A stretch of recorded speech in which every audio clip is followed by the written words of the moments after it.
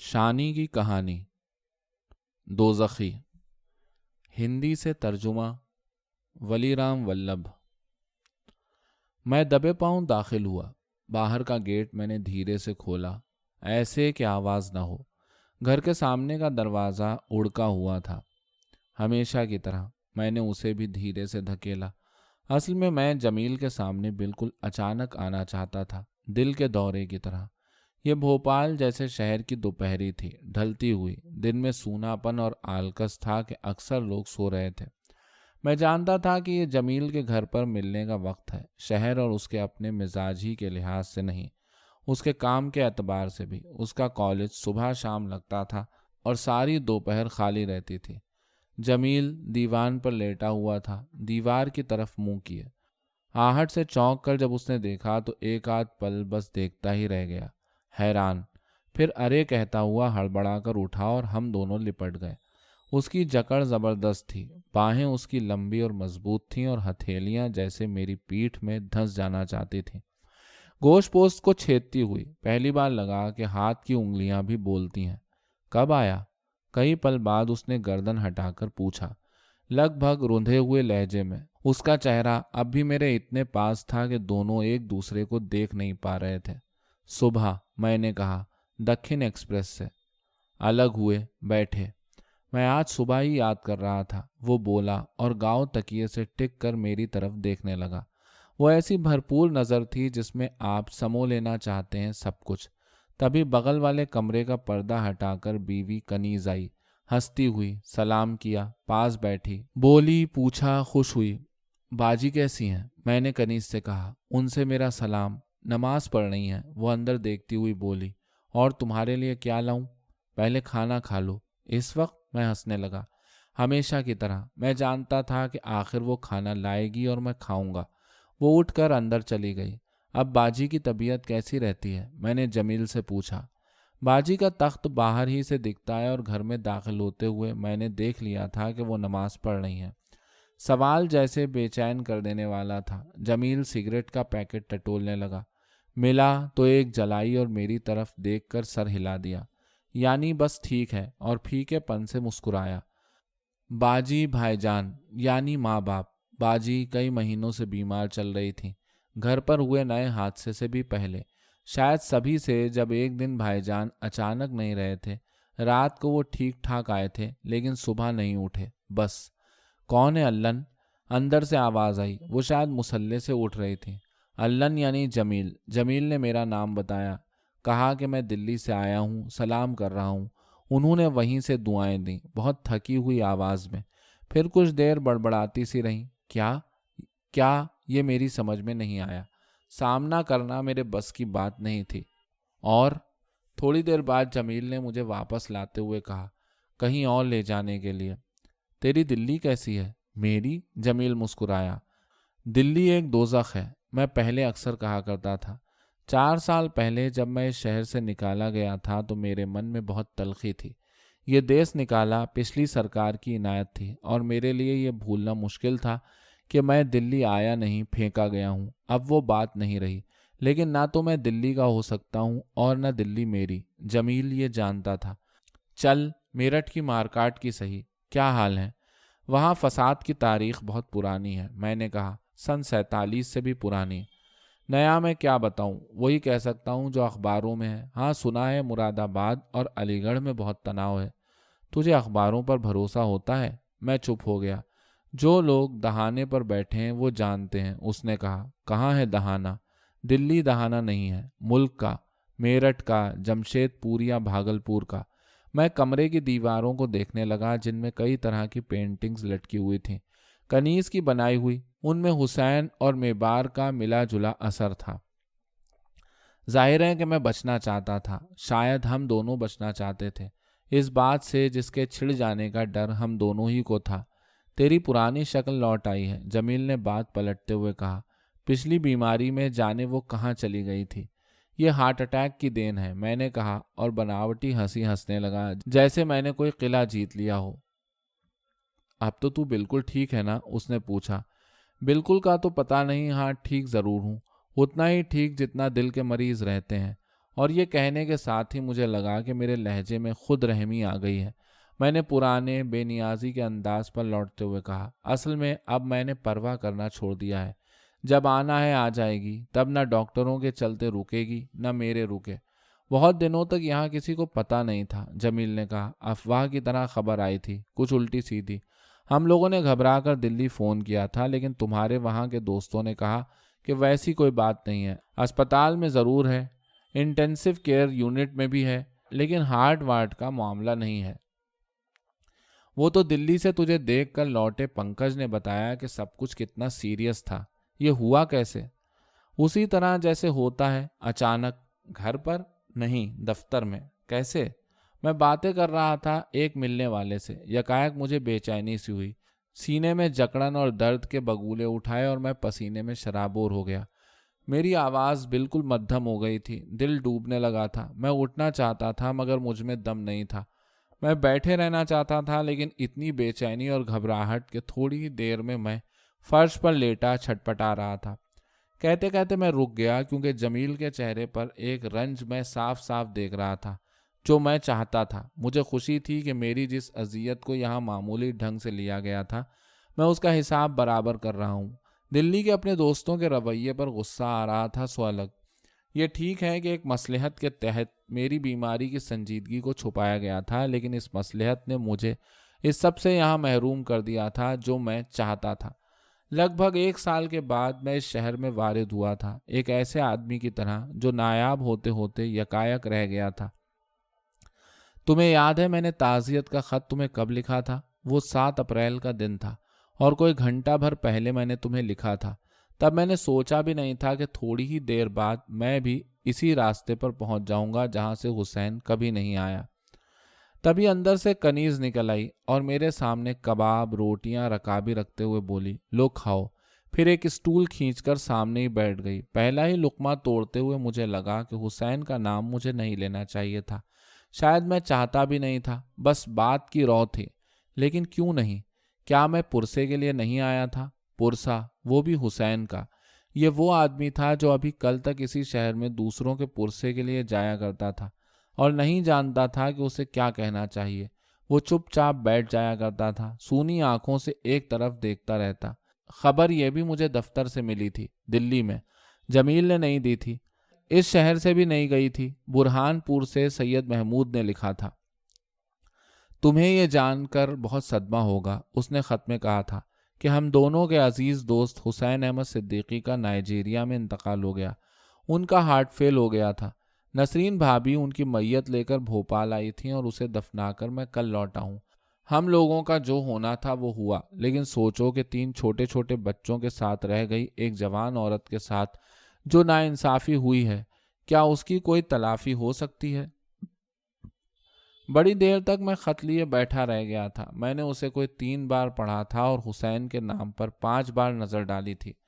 میں یقین کرنا چاہتا تھا، لیکن ہو نہیں رہا تھا، اور جب ہوا تو اس پل کے 1000ویں میں راحت اور چھٹکارے کی سانس تھی۔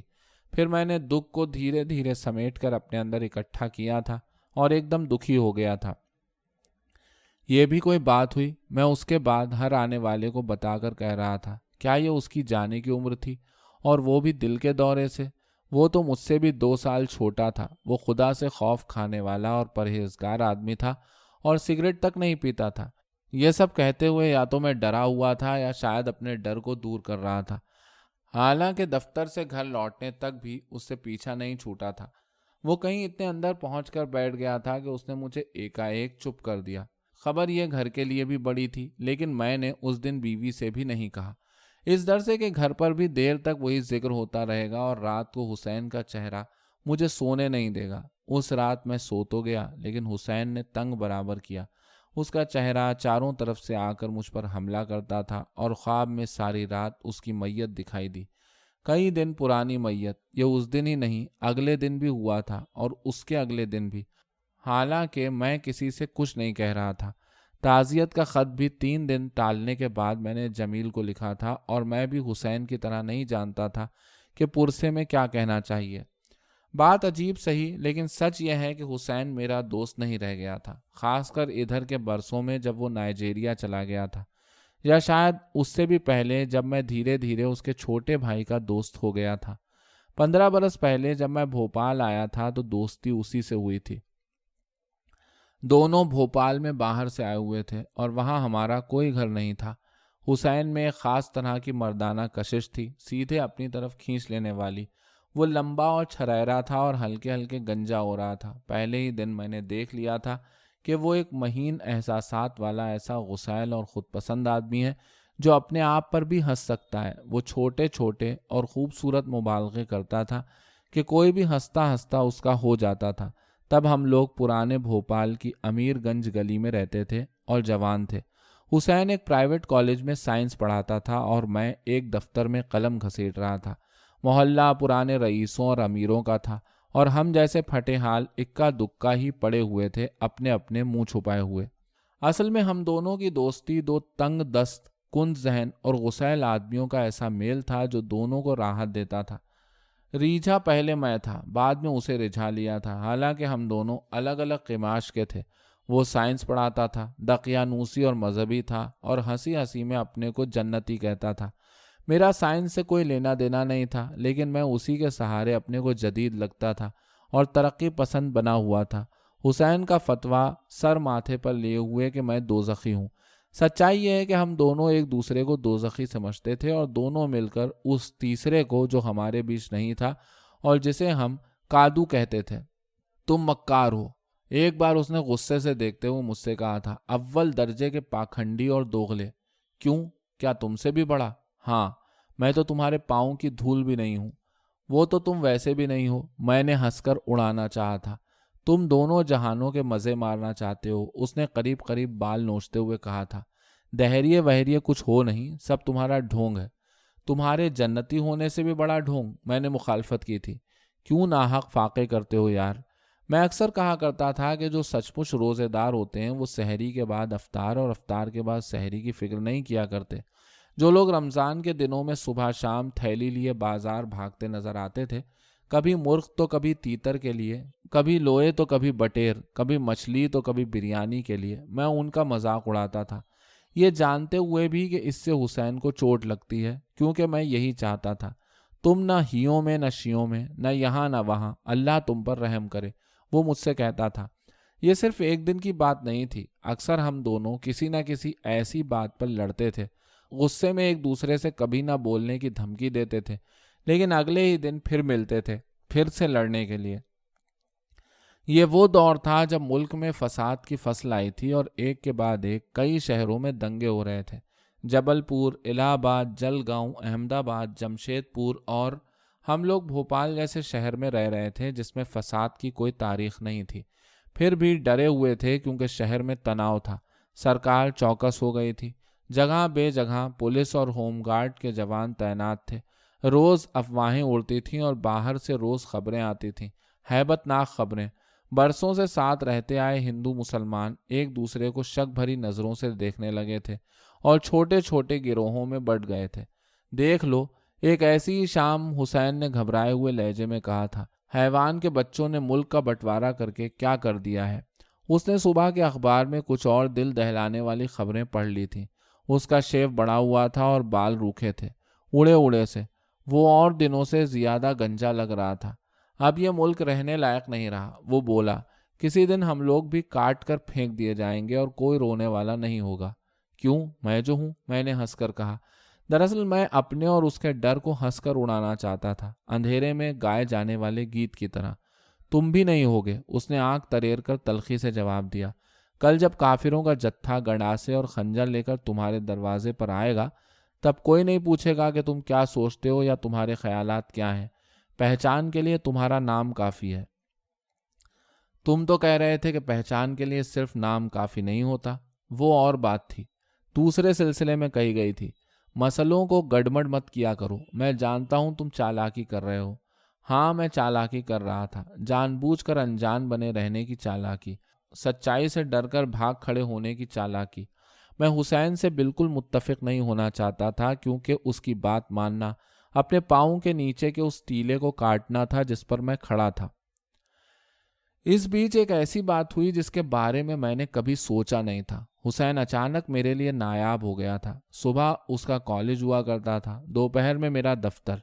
एक शाम ही का वक्त था जिसमें हम अक्सर मिला करते थे, लेकिन इधर वो कई शामों से गायब था। मेरे लिए हुसैन का घर अजनबी नहीं था, जमील भी मेरे लिए नया नहीं था। मैं जानता था कि वो हुसैन का छोटा भाई है और इसी कॉलेज में पढ़ता है। जब मैं हुसैन के यहाँ गपशप, चाय या खाने पर होता, अक्सर जमील भी हुआ करता था, यहाँ तक कि उसके बाप यानी भाईजान भी। वो इस लिहाज से अजीब घर था कि यहाँ पहुंचकर किसी भी दोस्त या मेहमान से पूरा घर मिलता था और सभी लोग बातचीत में शरीक होते थे। मुझे भाईजान का अपने बीच होना कई बार खलता था, क्योंकि इससे हमारी आज़ादी छिनती थी, लेकिन जमील का होना मुझे अच्छा लगता था। दरअसल मैं जमील को शुरू से पसंद करता था। अब सोचता हूँ तो लगता है कि जमील का पहले मुझसे न टकराना या हुसैन के वसीले से मिलना महज एक इत्तेफाक था, वरना शायद मैं सीधे उसी का दोस्त होता। ये बात तब भी लगी थी जब मैं हुसैन का अता पता करने कई बार उसके घर गया था और वो मुझे नहीं मिला था। फिर मैं धीरे धीरे हुसैन से कट गया था। हुसैन भाई से आजकल शाम को मिलना मुश्किल है, मेरी 2-3 बार की मायूसी के बाद जमील ने बताया। दरअसल ये और सैयद महमूद उसी चक्कर में हैं। किस चक्कर में? ताज्जुब है कि आपको पता नहीं। क्या आप नहीं जानते कि दोनों बाहर निकलने की जुगाड़ में हैं? बाहर यानी कहीं भी, मिडल ईस्ट, लीबिया, अफ्रीका, वहाँ जहाँ जॉब मिले, अच्छे पैसे मिले। सैयद महमूद की तो मजबूरी है, ऐसे कॉलेज की मास्टरी में वो वैसे ही कंगाल है। 4 बेटियां सर पर बैठी हैं और बेटा पोलियो का शिकार है। हुसैन भाई का यह है कि वो बेहतर जिंदगी चाहते हैं। सैयद महमूद तब भोपाल में था और उसी कॉलेज में प्रोफेसर था। वो हम तीनों का दोस्त था, लेकिन किसी के हाथ नहीं आता था क्योंकि वो हर वक्त जल्दी में होता था। एक ऐसी बेचैनी भरी जल्दी जो उसे कहीं 2 पल से ज्यादा टिकने नहीं देती थी। वो आता तो बैठता नहीं था, बैठता तो पर तोलने लगता था, और सच तो यह है कि उसके आते ही यह धड़का लग जाता था कि वो किसी भी पल चला जाएगा। हुसैन की उससे दोस्ती एक हद तक पेशे की वजह से थी, लेकिन मिजाज के लिहाज से वो मेरे ज्यादा नजदीक पड़ता था। फिर भी मुझे ताज्जुब नहीं हुआ क्योंकि दोनों एक ही मकसद के लिए इकट्ठे थे, भले ही कारण अलग अलग हों। क्यों भाग लिए? कई दिनों के बाद जब हुसैन पकड़ में आया तो मैंने उसे धर दबोचा। हुसैन ने मुझे इसी अंदाज से देखा जिसमें उसकी छोटी मोटी आंखें गोल होकर नुकीली हो जाती थीं और मगरूर लगती थीं। कौन भाग रहा है? तुम और कौन? मैं भाग नहीं रहा, जा रहा हूं। एक ही बात है। एक ही बात नहीं है, उसने जोर देकर कहा। भागने वाले पाकिस्तान में हैं और वो कभी लौट कर नहीं आएंगे। तुम कौन लौट कर आने वाले हो? क्यों, मैं क्या काले हबशियों के बीच मरने जा रहा हूं? क्या पता, तुम जैसे दोस्त तो यही दुआ करेंगे। करो, मैदान तो छोड़ ही रहे हो। 2-4 साल के लिए घर से निकलना मैदान छोड़ना है, भागना है? उसने बौखला कर कहा। मैं अपने और अपने बच्चों के मुस्तकबिल के बारे में कुछ न सोचूं? यहीं पड़ा सड़ता रहूं, अपने आसपास लुच्चों, लफंगों, बदकारों और बदमाशों को पनपता हुआ देखता रहूं, रोज कुढ़ूं, रोज लहू जलाऊं? मुस्तकबिल और बच्चे तो मेरे भी हैं, मैंने कहा। तुम अगर कीचड़ में पड़े रहना चाहते हो तो कोई क्या कर सकता है? वो बोला। ना तो तुम ऊपर उठ सकते हो और ना उठना चाहते हो। पैसों के पीछे भागना ऊपर उठना है? यह बीमारों, निकम्मों और बुज़दिलों की फिलॉसफी है, उसने चिल्लाकर कहा। इसे तुम अपने ही पास रहने दो। और वो तेजी से चला गया। नाइजीरिया जाने से पहले हुसैन से ये मेरी आखिरी बातचीत थी, कम से कम इस सिलसिले में। इसके बाद हम मिले ज़रूर, लेकिन हर मुलाकात सरसरी थी और हमारी बातों का कोई मतलब नहीं था। वैसे भी तब तक हम एक दूसरे से कट चुके थे। फिर एक दिन सुना कि वो चला गया, मुझसे मिले बिना, और मुझे कहीं गहराई में जख्मी करता हुआ। गया सैयद महमूद भी, लेकिन उसका जाना एक उम्मीद पर लगाई हुई छलांग थी। वो बीवी के बचे कुचे जेवर और मौरूसी ज़मीन बेचकर सऊदी अरब गया था, जबकि हुसैन को नाइजीरिया के किसी स्कूल में बाकायदा काम मिला था और उसके लिए हवाई जहाज़ का टिकट आया था। और कुछ लाऊं? कनीज़ मुझसे कह रही थी, मेरे सामने खड़ी और रकाबी की तरफ बढ़ती हुई। मैं जैसे चौंका। और क्या?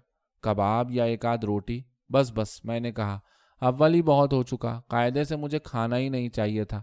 दोपहर का खाना अक्सर मैं टालने की कोशिश करता हूँ, खासकर बाहर। डॉक्टर कहते हैं कि इसे मामूल बना लो। और तुमने मान लिया? जमील ने मुस्कुराकर टोका।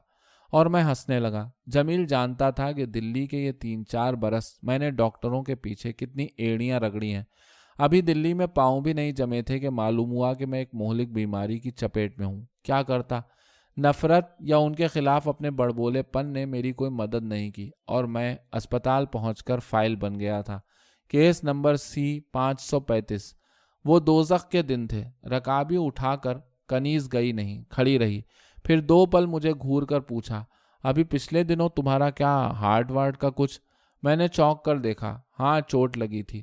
کیا کنیز کو خبر نہیں تھی؟ میں تو سمجھ رہا تھا کہ اس گھر میں کبھی میرے لیے نیم ماتم کا ماحول بنا ہوگا، اور جب پہنچوں گا تو مجھے ایسے لیا جائے گا جیسے لگ بھگ کھویا ہوا آدمی اچانک برآمد ہو گیا ہو۔ اس کی بری حالت ہو گئی تھی، جمیل کنیز سے کہنے لگا۔ میسو ہارٹ اٹیک تھا۔ کوئی 50 گھنٹے زندگی اور موت کے بیچ جھولتا رہا۔ وہ تو دلی جیسی جگہ تھی، پیس میکر لگا کر بچا لیا، ورنہ خدا جانے کیا ہوتا۔ کنیز کا چہرہ ایک پل کے لیے سفید ہو گیا، خوف سے۔ اس کے بہنوئی اسی سے گئے تھے، سسر اسی سے، اور اب جیٹ بھی۔ جیٹ یعنی حسین بھائی۔ جانے سے پہلے وہ سنبھلتے ہوئے بولی، اور سگریٹ پینا مت چھوڑنا۔ اچھا۔ تھوڑی دیر بعد میری تپائی کے سامنے چائے کی ٹرے آ گئی۔ اسٹول کھینچ کر کنیز میرے سامنے بیٹھ گئی اور چائے بنانے لگی۔ اندر کے کمروں میں باجی تھیں، لیکن ان کے وہاں ہونے کا احساس یہاں سے مشکل تھا۔ پہلے تو خیر وہ نماز پڑھ رہی تھیں، لیکن اتنی دیر میں نہ تو وہ باہر آئی تھیں اور نہ مجھ میں اتنی ہمت تھی کہ اٹھ کر ان سے مل لوں۔ میں پھر دیواروں کو دیکھنے لگا جن پر کنیز کی پینٹنگز لٹکی ہوئی تھیں، برسوں سے انہی جگہوں پر اور ویسی ہی، لیکن جیسے پہلی بار دھیان آیا کہ وہ تغروں کے آس پاس ہیں۔ ایک تغرا تھا اللہ، دوسرا تھا محمد۔ اس دروازے کے اوپر جو گھر کے بھیتر کھلتا تھا، قرآن کی ایک آیت تھی، ان اللہ مع الصابرین، یعنی صبر کرنے والے کے ساتھ خدا ہے۔ کیا میں نے صبر کیا ہے؟ چائے کا آخری گھونٹ لیتے ہوئے سوچا۔ کیا میں نے ان دوستوں کو معاف نہیں کیا تھا جو اسپتال میں مجھے دیکھنے یا مجھ سے ملنے نہیں آئے تھے؟ اور کیوں ان دشمنوں کے لیے بھی میں نرم ہو گیا تھا جو میرے پلنگ کے پاس آ کر کھڑے ہو گئے تھے؟ یا اللہ! تبھی اندر سے باجی کی گہراتی ہوئی آواز آئی، رضائے ربی۔ کنیز نے برتنوں کو ضرورت سے زیادہ آواز کرتے ہوئے سمیٹا اور ٹرے میں رکھنے لگی، ایک کے بعد ایک، پھر اٹھ کر چلی گئی۔ باجی کو کیسے سنبھالا تھا؟ کچھ پل کی خاموشی کے بعد میں نے پوچھا۔ سب اپنے آپ سنبھل جاتے ہیں، وہ بولا۔ جس وقت حسین بھائی کی خبر نائجیریا سے ملی تھی، باجی سخت بیمار تھیں، لگتا تھا بچیں گی نہیں۔ میری سمجھ میں نہیں آ رہا تھا کہ میں کیا کروں۔ ڈاکٹر سے پوچھا تو کہنے لگا، پتہ نہیں ایسی حالت میں یہ صدمہ برداشت بھی کر پاتی ہیں یا نہیں، لیکن انہیں نہ بتانا بھی تو زیادتی ہوگی، آخر کب تک چھپاؤ گے؟ میں 2 دنوں تک سب سے لڑتا رہا کہ انہیں نہ بتایا جائے۔ تم تو جانتے ہو وہ حسین بھائی کو ہم سب سے زیادہ چاہتی تھیں۔ میرا کہنا تھا کہ کیا یہ ممکن نہیں کہ انہیں کبھی پتہ ہی نہ چلے؟ جھوٹی چٹھیاں منگوائی جا سکتی ہیں یا ایسا ہی کچھ۔ زیادہ سے زیادہ انہیں اتنی ہی چوٹ تو لگتی نا کہ لڑکے نے آنکھیں پھیر لیں اور نالائق نکل گیا، لیکن آخر مجھے ہی ہارنا پڑا۔ پھر انہیں بتایا گیا اور اب سب کچھ تمہارے سامنے ہے۔ میں نے پوچھ تو لیا، لیکن پوچھنے کے ساتھ ہی مجھے اپنے سوال کے بیتوکے پن کا دھیان آیا۔ یہ وہی سوال تھا جو ہر ملنے والا مجھ سے بھی پوچھتا تھا اور مجھے جھنجھلاہٹ ہوتی تھی۔ میں کہنے لگا، میرا مطلب ہے کہ اس سے پہلے کچھ نہیں، کبھی کچھ نہیں۔ 2-1 دن پہلے اپنی طبیعت کے ٹھیک نہ ہونے کی شکایت ضرور کر رہے تھے۔ بھابھی سے کہہ رکھا تھا کہ شام کو ڈاکٹر کے پاس لے چلیں گے۔ شام کو وہ تیار بھی ہو گئے تھے، لیکن اسی وقت ان کا ایک پاکستانی دوست آ گیا ایک ویڈیو کیسٹ کے لیے، اور وہ ٹی وی دیکھنے لگے۔ شاید تم نہیں جانتے کہ ادھر انہوں نے ہندی فلم کے کیسٹوں اور ہندوستانی سنگیت کے LPs کا کتنا بڑا ذخیرہ کر رکھا تھا۔ ہاں، میں نہیں جانتا تھا۔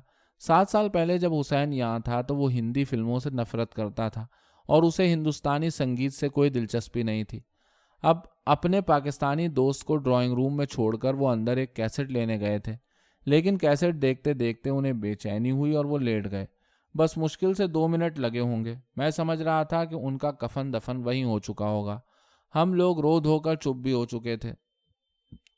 کوئی 10-12 دنوں بعد جب بھابھی اور بچوں کو لینے بمبئی پہنچا تو مجھے گمان بھی نہیں تھا کہ وہ نائجیریا سے حسین بھائی کا تابوت لے کر آئی ہیں۔ پھر سب کے زخم کھلے، پھر ایک بار نئے سرے سے ماتم ہوا، اور نصیب کی سنگ دلی تو دیکھو۔ تھوڑی دیر ٹھہر کر جمیل کہنے لگا، इसे तब होना था जब वो लौटने ही को थे, अभी 6 महीने पहले जब वो यहाँ आए थे तो कहने लगे, बस कुछ दिनों की बात और है, कुछ भी कहो, अपना मुल्क फिर अपना मुल्क है। उन्होंने यहाँ शिमला हिल्स में अपनी पसंद का शानदार मकान बनवा लिया था। लौटने के बाद वो यहाँ क्या करेंगे ये तय हो चुका था और वो बहुत खुश थे। तब उन्होंने कभी नहीं सोचा होगा कि जिस घर की एक एक ईंट उन्होंने इतने प्यार से रखवाई थी उसमें वो कभी नहीं रह पाएंगे। पिछली बार एक अजीब बात हुई थी। जब मैं उन्हें एयरपोर्ट छोड़ने गया था तो उस जिंदगी में पहली बार एक हुक सी उठी थी। एकाएक जी में आया था कि उन्हें बहुत जोर से भींच लूं, एकदम कलेजे से लगाकर, लेकिन फिर लगा कि ये कोरी जज्बातियत होगी। हुसैन भाई कौन हमेशा के लिए जा रहे हैं और अपने को रोक कर मैंने वो मौका हमेशा के लिए खो दिया। अब वही तकलीफ इतनी बड़ी कसक बन गई है कि हर वक्त मुझे तंग करती रहती है। क्या तुमने कभी सोचा है कि हम अक्सर किसी जोम, किसी सियानेपन या किसी नामालूम सी जिद के तहत ऐसे मौक़ों को खोते रहते हैं जिनमें अक्सर वो आदमी छुपा होता है। हम उन्हें आगे के लिए मुलतवी कर देते हैं बिना ये जाने कि वो हमारी ज़िंदगी में फिर कभी नहीं आएंगे। कनीज ने पान की तश्तरी मेरी तरफ बढ़ा दी। वो कब पानदान लेकर आ बैठी थी मुझे पता नहीं था। मैंने चुपचाप पान ले लिया।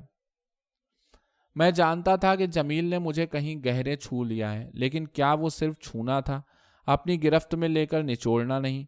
मैं सामने की दीवार की तरफ देखने लगा जिस पर तुगरा लगा हुआ था। अल्लाह अल्लाह अल्लाह देखते हुए फिर तस्वीरें आई हुसैन की। हुसैन भाई अपने बाग में तीनों छोटे बच्चों के साथ, हुसैन भाई अपनी गाड़ी में स्टीयरिंग के सामने, जबकि भाभी कार का दरवाज़ा पकड़े खड़ी हैं। मैंने वो तस्वीर उठा ली जो इधर हाल ही की थी, शायद यहाँ की। इसमें सिर्फ हुसैन था, सिर्फ उसका हंसता हुआ चेहरा। तस्वीर में वो बहुत तेज़ी से बुढ़ाता हुआ लगा और ये देखकर ताज्जुब हुआ कि उसके चेहरे पर तमानियत की कोई छाप नहीं थी। उल्टे वो किसी पेड़ की तरह सूख रहा था। वो पहले से कहीं ज़्यादा गंजा हो गया था और उसकी दाढ़ी बड़ी हुई थी। ये तो यहीं की लगती है, मैंने कहा। हाँ, वो इसी जगह लेटे थे और मैंने तस्वीर ले ली थी अभी पिछली बार। इसमें हजामत क्यों बढ़ी हुई है? इधर उन्होंने दाढ़ी रख ली थी। तुम उनसे कब मिले थे? 3-4 साल पहले, यहीं पर। उस बार मैं दिल्ली से आया था तो इत्तेफाक से वो यहीं था। बीच में एक आध बार वो अपने वीज़ा वगैरह के सिलसिले में दिल्ली आया तो उसने खबर भेजी थी और मेरे घर पहुंचा था, लेकिन मैं जाने कहाँ उलझा हुआ था कि वक्त पर नहीं पहुंच सका और वो बिना मिले चला गया। मैं जमील से साफ झूठ बोल रहा था। सच तो यह है कि मैं हुसैन से मिलना नहीं चाहता था और उसे जानबूझकर टाल गया था। शायद मैं उससे बचना चाहता था, पता नहीं क्यों। हालांकि मैं उसी की तस्वीर हाथ में लिए बड़ी देर से देख रहा था और मुझे एक बेचैन करने वाली और नामालूम सी तकलीफ हो रही थी। मालूम है, जब मुझे दौरा पड़ा तो डॉक्टरों ने क्या पूछा था? जमील मेरी तरफ देखने लगा। कनीज वहां से जा चुकी थी और हम दोनों अकेले थे। कहने लगा, बताइए, जिस दिन आपको ये तकलीफ हुई उस दिन या उससे 1-2 दिन पहले क्या हुआ था? किसी तरह का तनाव, कोई सदमा, कोई ऐसी वैसी खबर जिसने आपको डिस्टर्ब किया हो? मैंने कहा, नहीं, ऐसा कुछ भी नहीं। ये ठीक है कि मेरठ में फसाद हो रहे थे, लेकिन वहाँ मेरा कोई अजीज नहीं था। ये भी सही है कि पुरानी दिल्ली में तनाव था और कर्फ्यू लगा हुआ था, लेकिन मैं तो नई दिल्ली में रह रहा था। फिर मैंने कुछ सोचकर हुसैन का बता दिया था, ये कहते हुए कि वो मेरा दोस्त ज़रूर था, लेकिन इधर कई बरसों से हम दोनों एक दूसरे से बहुत दूर हो गए थे। अब लगता है कि पता नहीं इस बात में कहाँ तक सच्चाई थी। सच तो यह है कि सब कुछ के बावजूद हुसैन एक साफ, ईमानदार और नेक आदमी था और मैं उससे बहुत प्यार करता था, बहुत। और ये कहते कहते मैंने देखा कि मेरा गला रुंध गया है, आंखें भर आई हैं और मैं सचमुच रोने लगा हूँ। हाँ, सचमुच।